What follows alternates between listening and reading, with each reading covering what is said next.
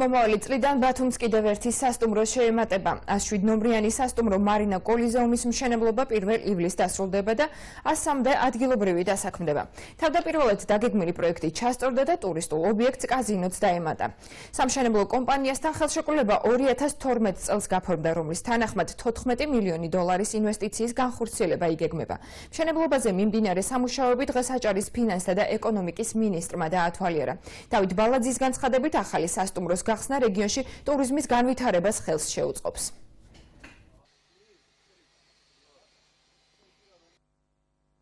დამატებითი სასტუმროები, რა თქმა უნდა, არის დამატებითი ადგილები სამუშაო ადგილის ნაწილში.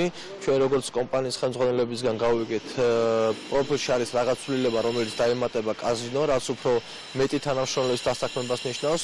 ვალდებულება იყო დაახლოებით 100 ადამიანის დასაქმება, მაგრამ თუ განვითარდება კაზინოს მიმართულება, ეს მოცულობა დაახლოებით 2 ჯერ გაიზრდება.